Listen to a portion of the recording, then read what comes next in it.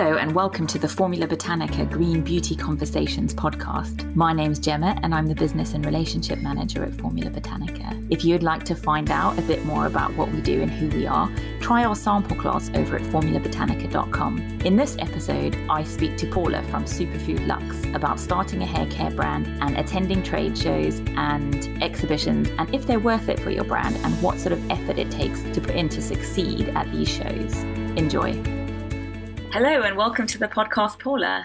Hello, Gemma. I'm so excited that you're with us today. Yes, thank you for inviting me to be on. I'm happy to be here. It's a real pleasure. I've been wanting to get you on since I met you. So just for the benefit of our listeners, I met Paula at the Beauty Exchange event. No, was it Beauty? Yes, Beauty Exchange.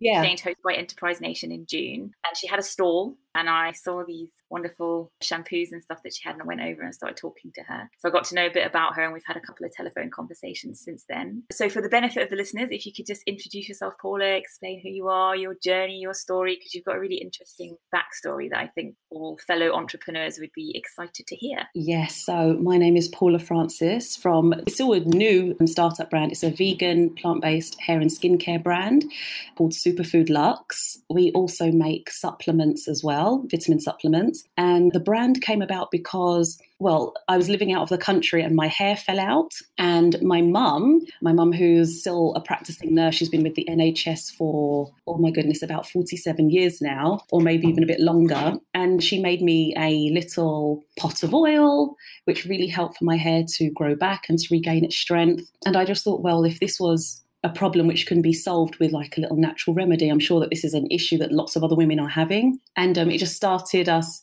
on this journey of really learning about what ingredients are in our hair care. And it just then inspired us to start a brand helping particularly women with stress, diet and hormone-related hair thinning, hair loss, weak, slow hair growth, and just to help them to get it back to how it should be. Yes, you've had quite a journey. Yes, definitely.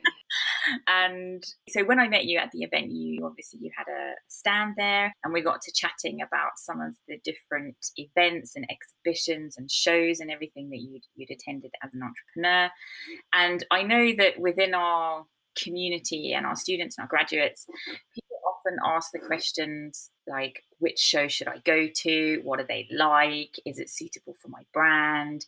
What if everything kind of goes horribly wrong? And I know that we chatted a little bit about it and you had kind of lots of information to share with people about your journey with those sorts of things and how you've been obviously trying to promote your brand and what you do and your story and what you and your mum are doing. So I wondered if we could start by chatting a little bit about that. So how many have you done? You've done quite a few. Oh my goodness. Okay. So in terms of exhibitions and shows, because I've had the brand for about 5 to 6 years, lots of drama with the startup of the brand, lots of things went wrong, and it took a few years to then iron out those problems. So then we started up again about 2 years ago, came out with vitamins, and now we have some shampoos and conditioners, and I've only been working full time for 3.5 months. So I feel like I've been doing a lot of catch up for where I feel that my brand should have been if I didn't have all of those problems in the beginning. So during the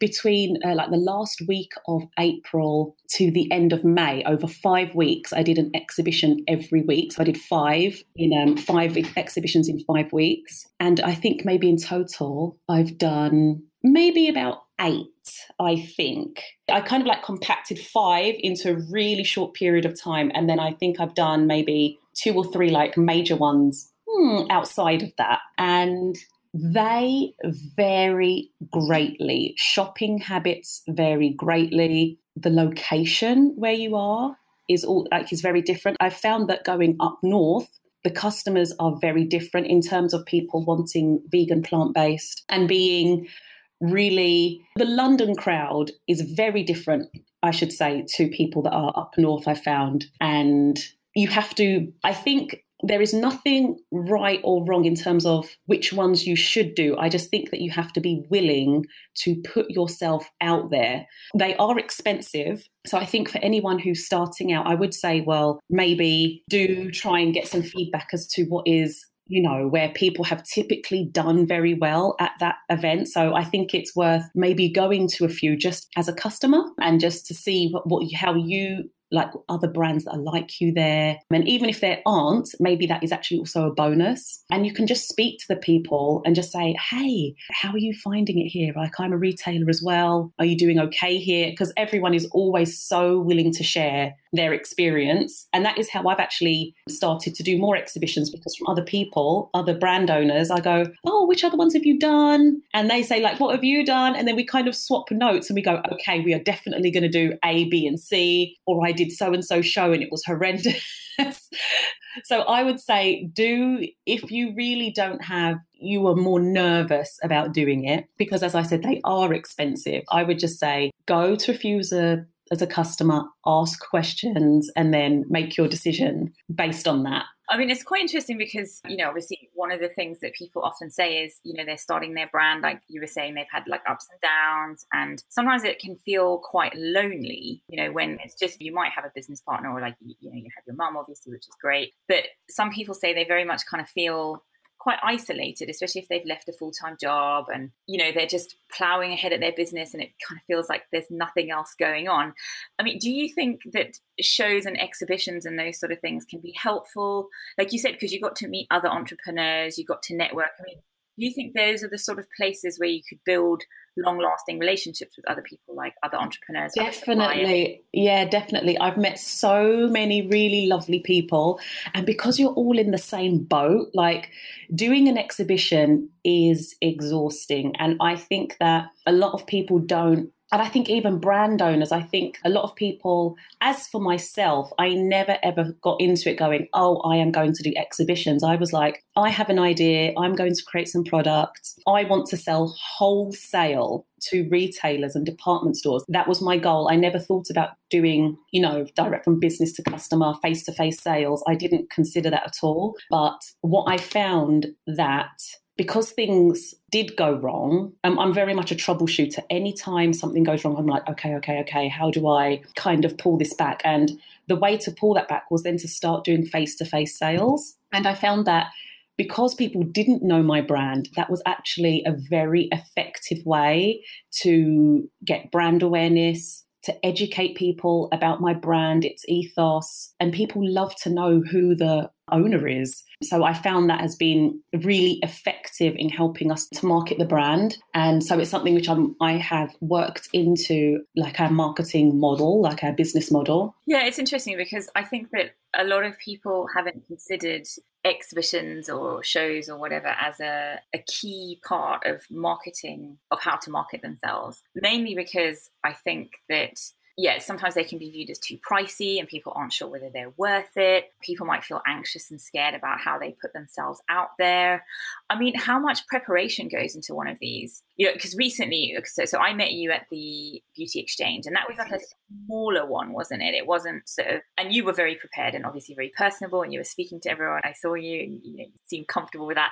But I've been to massive ones, like Professional Beauty and those ones, and it's huge. It's packed, and I can see some of the stall holders kind of just standing there looking a little bit like deer in the headlights kind of thing, Yes, and I think that is something which I say a lot to people who I speak to about it, that I think when we become retailers, we forget how we are as consumers. And, you have to appreciate that even you as yourself as a consumer, sometimes if someone's not going, hi, hello, how are you? Or standing up to greet you and even just say good morning, you just walk past. And it's not because you don't think that what they have is interesting or beautiful or worthwhile, but it's the fact that you are one stand amongst hundreds of other amazing, unique products.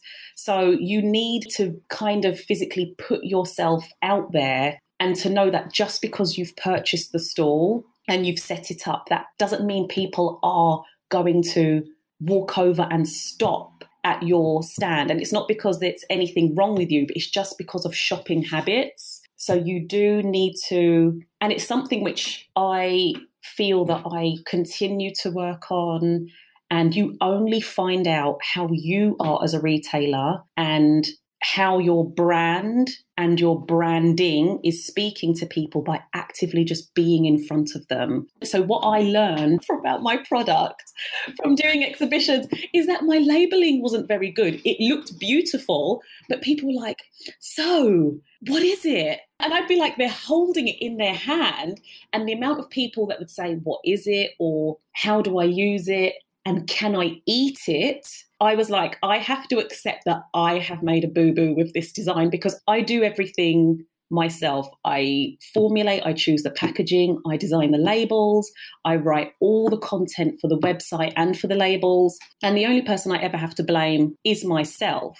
So I was like, okay, the fact that people keep asking me this over and over and over and over again, it shows that there's something lacking with what I have done, because I was finding that, thank goodness for the fact that I was there, I could then explain it to them and I could say A, B, and C, and then they'd make the purchase. But I was like, that's not sustainable. I need to figure out what it is with my labeling and my communication, my written communication, that is not translating, and change it. So those changes I have made, then worked out some kinks. And then when I went to an exhibition, I'd always find that I was having to repeat the same thing over and over and over again. That's also not a bad thing, but also then as a retailer and for brand owners need to know that they will have to keep saying the same thing over and over and over and over and over again, and introducing themselves over and over and over again. And we all know what it's like when you go into a supermarket or into, a clothing shop, and, the person in there, the shopkeeper doesn't smile, they look bored, they're on their phone.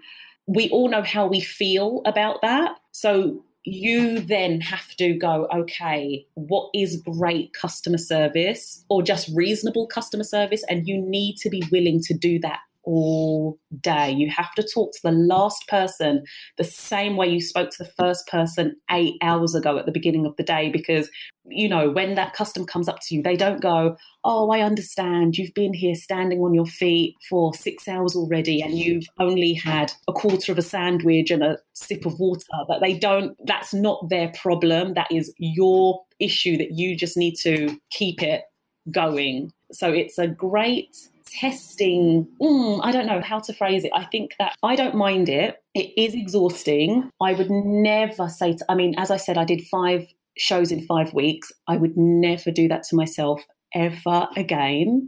It took me maybe 2 to 3 weeks to recover, because I think I had adrenal fatigue from it. It was horrendous.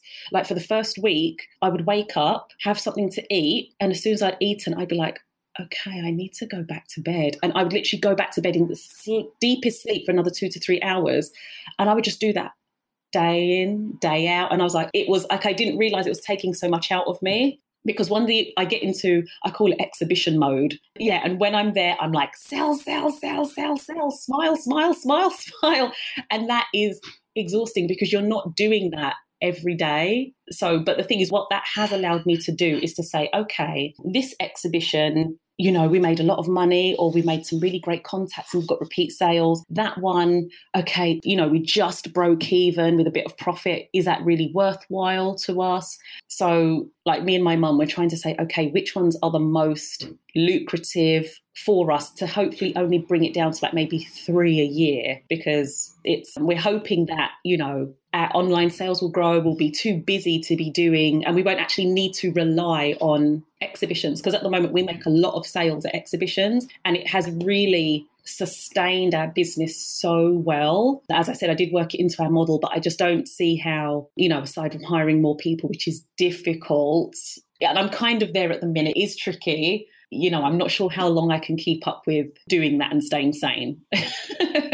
It's amazing. You've managed to, obviously, the model that you had where you said you wanted to sell direct to retailers, it didn't quite work out maybe how you wanted it to. So you've taken an obstacle and you've turned it into a massive benefit, because you've been able to do market research. Yes, for sure. You have to really listen to what the customer is saying, because I think that when you're starting a brand, there is a fine line between people telling you what your brand should be and you actually listening to what they're saying and going, okay, I'm going to cater to you and what you need. There is a bit of a fine line, and you need to find where that line is. I think that when starting the brand, I initially had a specific target market in mind. And I was like, because I was living in New York at the time, and the whole natural hair movement was just starting there. And I was like, oh my goodness, this so isn't even in the UK. I'm going to start this in the UK. So the natural hair movement is, of course, catering to Black and mixed race women. But then when I got back here, with that in mind, I had so many of like my white, my Mediterranean, my Asian friends going, can we try? And I was like, well, maybe if you use it this way, it can work for you. And I found that just by tweaking the method of use, the directions, that it would work for a completely whole other market of people. And then what I found was that one of my products, which was really for Afro hair, then became a product for Caucasian women with damaged hair, greying hair. And I actually made more sales within that market than within my original target market. It then inspired me to start other products which were suitable for everyone. So I think that a business, I've realized, it's a living and breathing thing. So you can start with one idea and you have to then go, okay, well, that isn't selling, or that sells really slow. People aren't quite, like I also brought out 2 vitamins, 2 hair supplements at virtually the same time.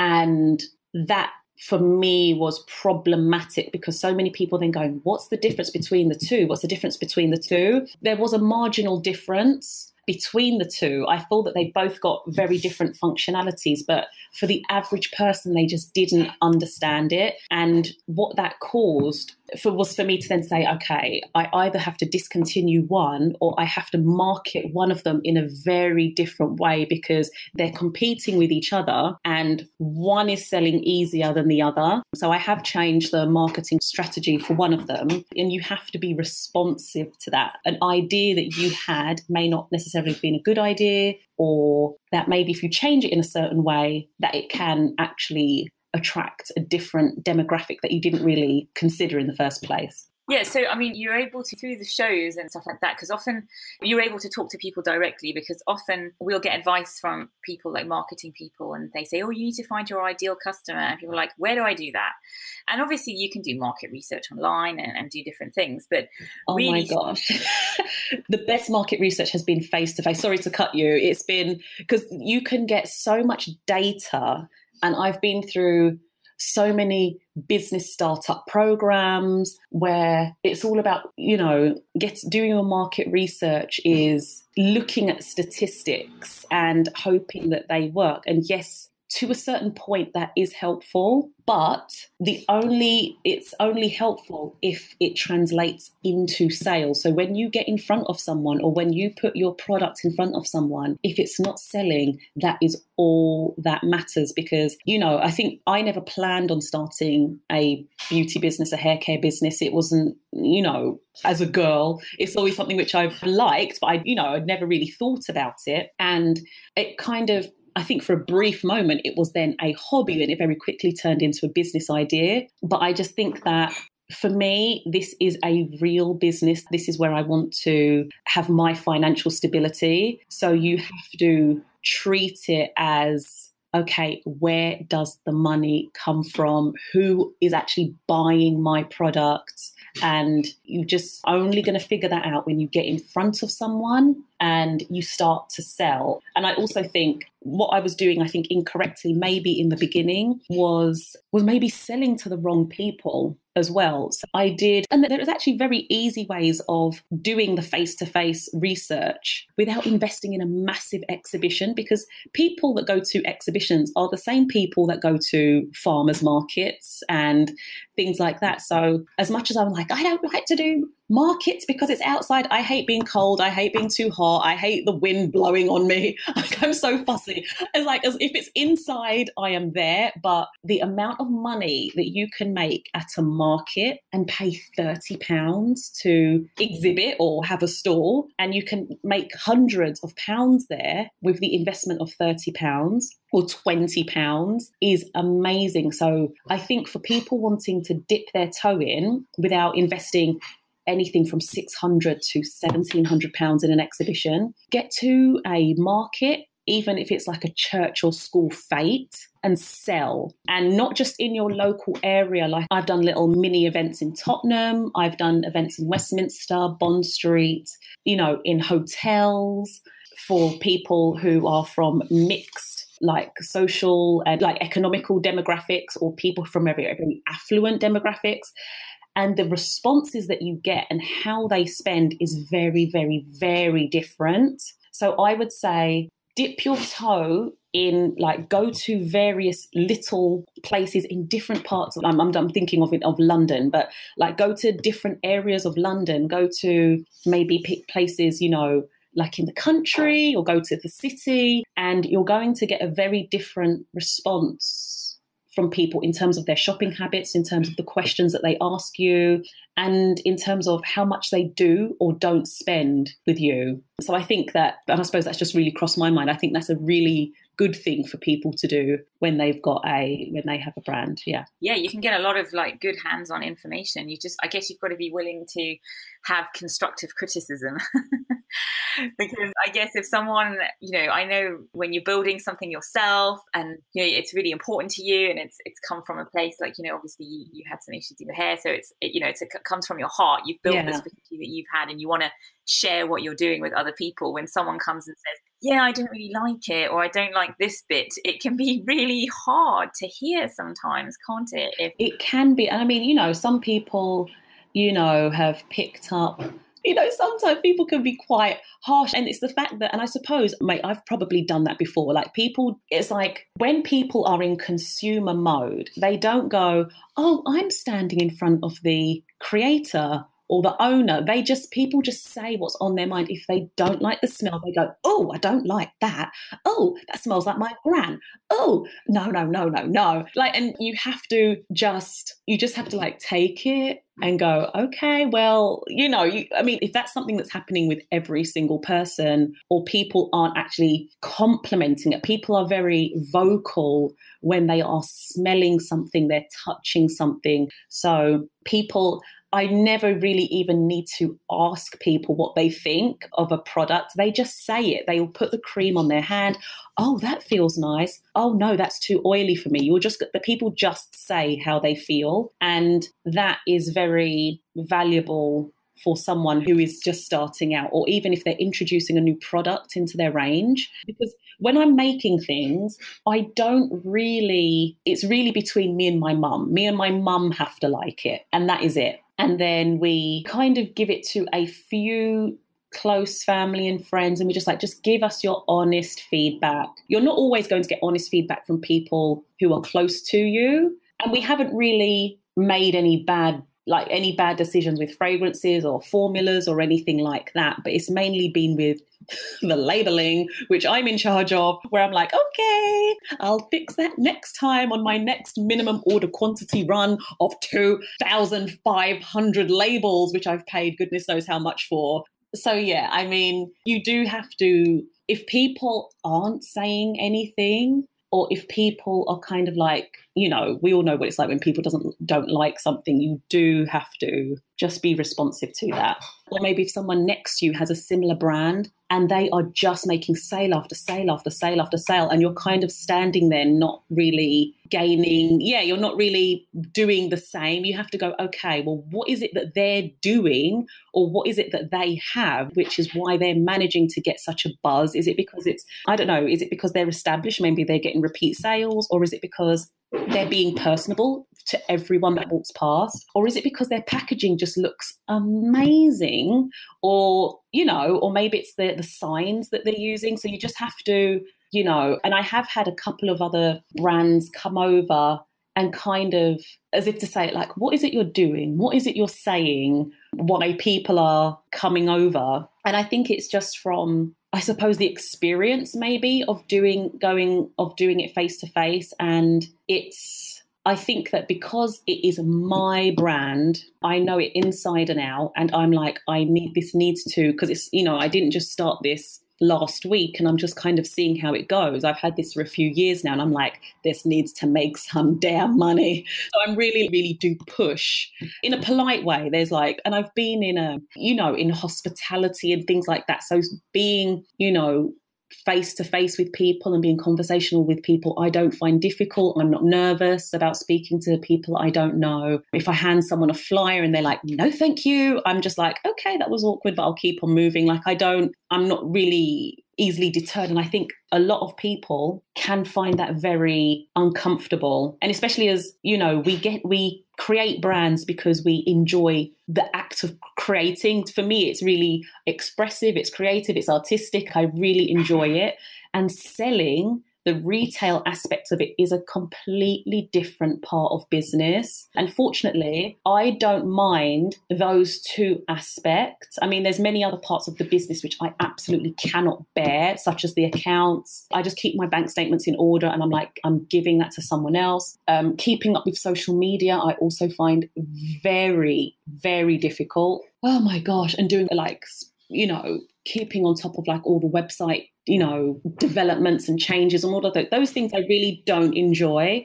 But in terms of creating and selling, I am absolutely fine with. So I think that you have to kind of put yourself out there in all aspects of your business and go, okay, which parts do I really find difficult? Which parts do I really not enjoy? And unlike a lot of the advice I've been given from business mentors of like, you need to know how to do everything. It's like, yes, you do in a sense. However, when you are trying to do everything and you're not very good at some aspects, it can actually be really detrimental. And it took me a good few years to just accept that was actually in some ways bad advice that I was getting because it wasn't working for me. I was trying to go to all of these seminars on how to do tax, how to do VAT, and I was just like, do you know what? That's why people, like accountants, train for all those years. They find it very easy. And if I can pay someone £250 and they're going to do it perfectly and I can not have kittens over it, that to me is £250 well spent. So that's also something to look into for people as well. I mean, it sounds like you've got a really good idea of your kind of strength and weaknesses, or strengths and, you know, preferences to you know, I hate saying the word weakness. It's not weakness, it's just something you don't like. You know, I'm probably the same. You know, there's parts of things like that, like the accounts and stuff, where I'm like, oh, it's terrible. I know. We're talking about it yesterday, putting in spreadsheets and organizing it, and I'm like, I really don't like that, but I like that other people can do it and share that. Mm-hmm. So I think, and this is something we try to drum home to people as well, when they say, you know, we hear so many people in your position where they're passionate about their brand and they're starting it and they're like, oh my God, I just can't make this one aspect work. And it's like, maybe if you could just outsource that aspect, give it to someone else who can do it, you might feel just that confidence in yourself come back, especially if it's something you're struggling with and you feel, you know, you're starting to feel like it's knocking your confidence. Yeah, because there are so many elements to running a business, and some which it still keeps developing. As soon as you feel that you've kind of overcome one thing, like as I said, your business is its own entity, is its own little person, and you need to, it's kind of like raising a child, you know, okay, now I have a baby, I've now stopped breastfeeding. And now you're like, oh my goodness, now I need to teach this baby how to use a spoon. And now it's getting bigger. Now I need to trust someone else to look after this child. And, you know, there's all these different, I was always like, well, as soon as I can get the e-commerce aspect of it sorted out, I'll be fine.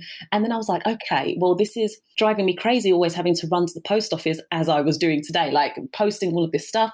Let me look into doing fulfillment. Now, fulfillment, it costs more, but is it now going to save me time now that I've started to get more orders through the website? Yes, it is. So yes, I'll be spending more money, but it's going to start actually easing the stress of me running backwards and forwards from the post office. So that's like my next step. Going to exhibitions, yes, it's stressful. However, there is the ability to make a lot of money, which can tide you over for a good few months whilst your website is picking up on organic sales. So it is fine because the thing is, I still don't get a lot of organic sales through the website. A lot of this, well, I think probably all the sales that come through the website are repeat orders or from people that I've met at exhibitions. So in terms of SEO on my website, it's horrendous, but I'm hoping, but that's now, I know, next project, that is actually something I'm working on at the minute, is to fix the SEO, because as I said, like doing exhibitions, it's positive However, is it sustainable for me to do that? So I need to really work on getting more sales through the website. So with every tiny aspect of growth or improvement, it kind of just then throws up a different hurdle for you to overcome. And you just have to be, you think that, okay, now I've ironed that out, and then something else presents itself. But this is because it is now becoming a real business for me. It's no longer it was never a hobby, but it did feel like a hobby because I could, an order would come in like every few weeks and it was never a stress. But now it's starting to become like a daily thing. So yeah, you just have to know how to change with your business and grow with your business as well. That's some really good advice. I know that our listeners are going to appreciate that, because a lot of them have been struggling with the same things that you have. And not to feel bad about it. I think that everyone thinks that once you've started it, and I did as well. I kind of just thought that once I've got the website and once I've got the product, then it becomes easy. But there's always, but a part of running the business is that there will always be something. Like, for example, I'm not good at websites. That's another part of the business, which I'm like, no, I'll always have someone design it. I'm not interested. I don't even want to know how the back end of it works. Do not tell me. I do not care, as long as you can fix it. Because I'm scared of pressing any button, because these are some of the problems I had starting up, is that, someone would say they can design a website. They'd click a button, it would all disappear, or it got hacked one time, like 3 times in 2 weeks. So that's an area which I'm not confident with, but I now feel like I've got a couple of people around me who can fix it and do all of those things. But just to know that just because problems happen, it doesn't mean that you don't have a good business. And I think the only reason I understand that is because I've read lots of other business startup case studies. I've been to even if the business doesn't necessarily relate to health and beauty, I do. Like when I was like a few years ago, I did really like and appreciate going to other business like seminars, like where they're talking about how they run their business. You still hear like massive companies go, oh my goodness, we don't really like Facebook. Oh my goodness, we really don't think Instagram works for us. Oh my goodness, working with bloggers is a nightmare. Or we designed this product, it cost us how much thousands of pounds and it completely bombed. And these are from massive, massive companies that have been going for years. They have multi-million-pound turnovers. It's just life. That is just business. So when I was like, oh, well, those are some of the same issues that I have, and I'm just a little baby business. So it just stopped making me feel like I was doing something wrong because I was having problems. It's just how it is. Everyone goes through it. Everyone has a product that you didn't sell it before it went out of date, or something that didn't sell very well, or a manufacturer that messes things up for you, or your logistics goes wrong. I mean, at the minute, I'm dealing with a logistics blooming nightmare because so many of my products have sold out and the manufacturers are struggling to reformulate, because I've changed laboratories and they're struggling to replicate what I essentially made in my kitchen. And manufacturers don't tell the truth all the time. I think we feel that, or I used to think that, oh, it's just me. All these other big businesses, they're honest, they know what they're talking about, and that is not the case. 100%. A lot of these big businesses that have been running for years, a lot of the times they're not actually that big, and they have staff shortages, or they get backed up as well, but they do still desperately need your business. So they won't always tell you the truth. They do also make mistakes. So, and this happens to everyone. It happens to the big, the small, the medium. It happens to everyone. So that is just life. Having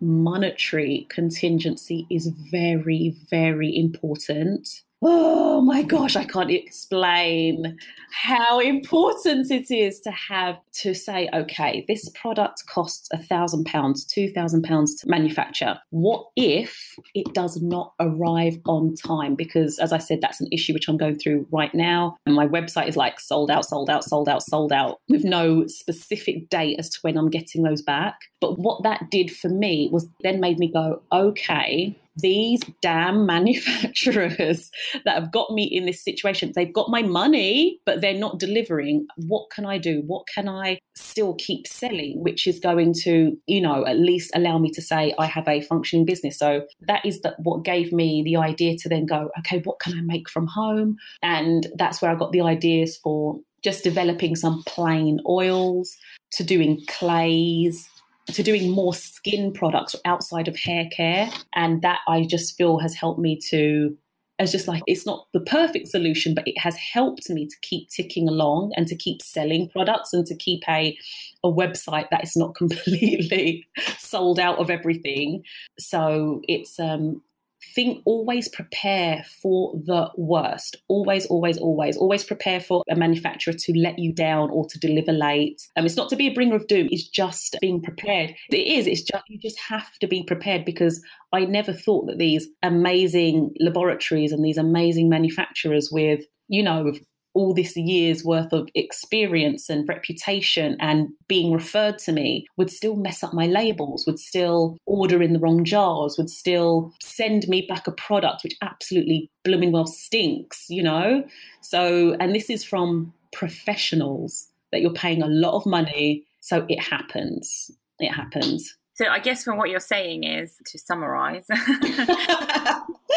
you've got to think on your feet. And you think on your feet. Yes, think on your feet. Be adaptable. Don't trust these giants, Yeah.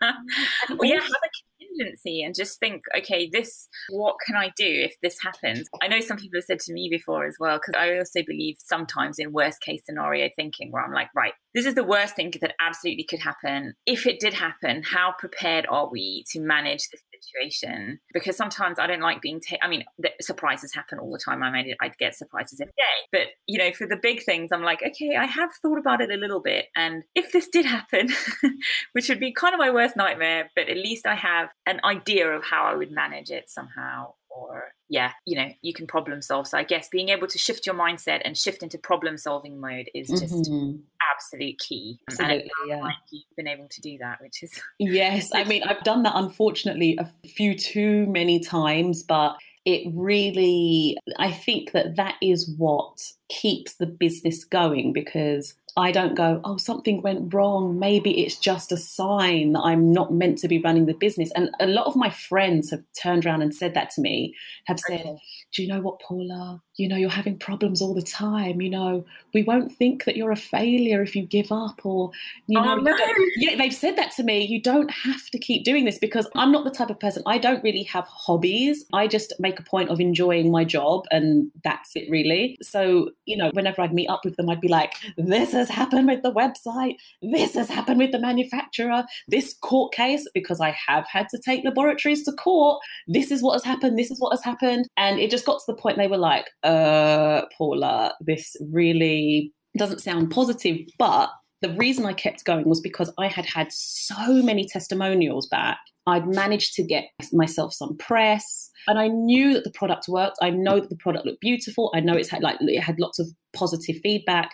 And just because I was having hiccup after hiccup, setback after setback, I knew that wasn't the justification to stop. I was just like, okay, when this bad luck decides to give me a break, I know that this is going to be something which I believe can be really successful for me. So it is at last, the business is starting to tick over, and I'm not there having to, as I said, the sales are coming through more regularly through the website and everything, but it's not to take having problems with the manufacturer or with the label or the formula. That doesn't necessarily mean it's a sign to not run your business. It's just what happens.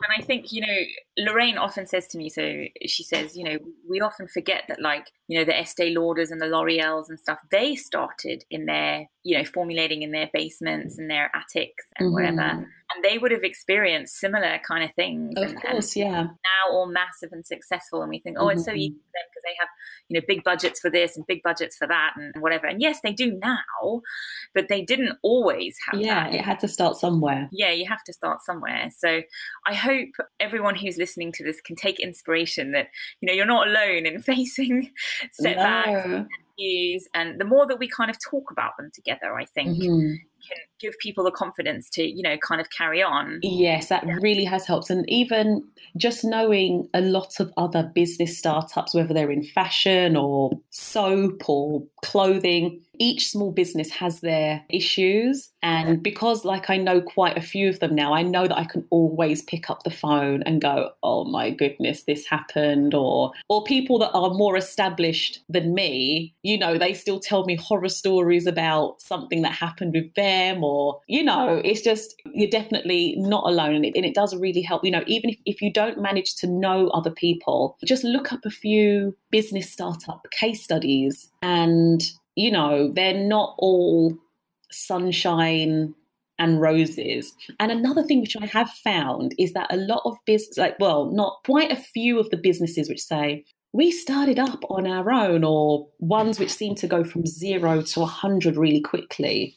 I've always found this is my little formula, which I think I've found. It's someone who's good with the formula. So it's just someone that has the formula, someone who has the PR, and then another person who's good with finances. And I really do feel that is kind of like the magic 3 like you really need in your business. So if you are one person, you need to think of where those other elements, you know, the financial, and it's not about just having money in your bank account, because there've been times where I've loaned my business a lot of money, which I'm hoping I can take back next year. It's knowing that those are just, the formulation is just one very small element of the business, because you can have something so incredibly basic, but you can be the best at social media and you can be making sales of something which, you know, doesn't even, you know, it moisturizes, it doesn't really do much else, but you're great at social media and you manage to make a bunch more sales than someone who does something which